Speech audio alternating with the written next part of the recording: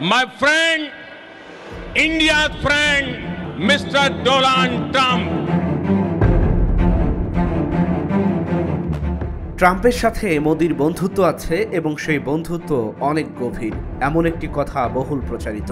এই তত্ত্বের উপর ভরসা করে যুক্তরাষ্ট্রের বসবাসরত ভারতীয় আমেরিকানরা দলে দলে ট্রাম্পকে ভোট দিয়েছেন বিগত মার্কিন প্রেসিডেন্ট নির্বাচনে। নিজেদের দেশীয় কমলা হ্যারিসকেও পাত্তা দেননি তারা।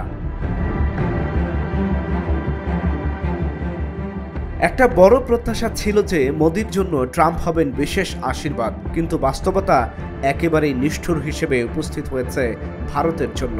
মোদি তড়িঘড়ি করে যুক্তরাষ্ট্র সফর করেছেন, ফলাও করে ট্রাম্পের সাথে তার সখ্যতার কথা প্রচার করতে চেয়েছেন, কিন্তু ট্রাম্প তো ট্রাম্পই, যে নিজের স্বার্থ ছাড়া আর কোনো কিছুকে পাত্তা দেন না।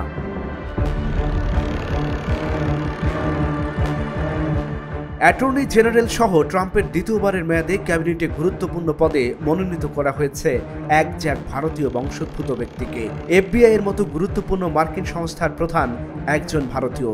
National Institute of Health, Department of Government এফিসিয়েন্সির সর্বোচ্চ পদে আছেন ভারতীয়। এবং CIA এর প্রধান হয়েছেন তুলসী গ্যাবার্ড, যিনি একজন হিন্দু ধর্মের অনুসারী।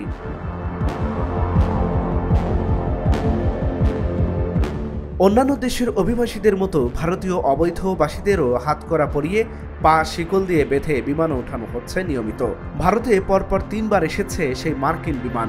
দেশের মাটিতে পা রেখে অবৈধ অভিবাসীরা জানিয়েছে তাদের উপর অত্যাচার করা হয়েছে। পায়ে শিকল বেঁধে হাতকড়া পরিয়ে তাদের রাখা হয়েছে বিমানে, এমনকি ঘন্টার পর ঘন্টা কাউকে শৌচাগার ব্যবহার করতেও দেয়া হয়নি। ভারতীয় অভিবাসীদের সঙ্গে এই ধরনের আচরণে নরেন্দ্র মোদী সরকারকে কটাক্ষ করেছে বিরোধীরা।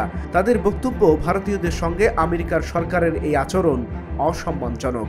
এর ফলে বিশ্বের দরবারে ভারতের সম্মানহানি হচ্ছে।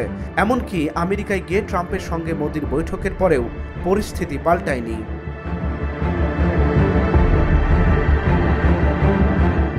আমেরিকার প্রেসিডেন্ট ডোনাল্ড ট্রাম্প ক্ষমতায় বসেই বিশ্বের বিভিন্ন দেশের সাথে বাণিজ্য যুদ্ধ শুরু করেছেন। কানাডা ও মেক্সিকোর ওপর পণ্য আমদানিতে 25% শুল্ক আরোপ করার পর চীনের পণ্যে বাড়তি 10% শুল্ক আরোপ করেছেন ট্রাম্প।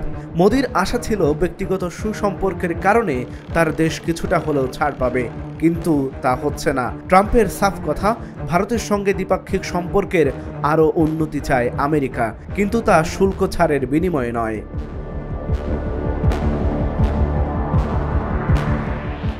আরও অনেক দেশের মতো ভারতের জন্য বাইডেন প্রশাসনের অনুমোদিত রাজনৈতিক অনুদান বাতিল করেছে। ভারতে ভোটারদের বুথমুখী করতে 182 কোটি টাকা অনুদান দিত আমেরিকা। ডোনাল্ড ট্রাম্প ক্ষমতায় আসার পর সেই অনুদান বাতিল করে দেওয়া হয়েছে।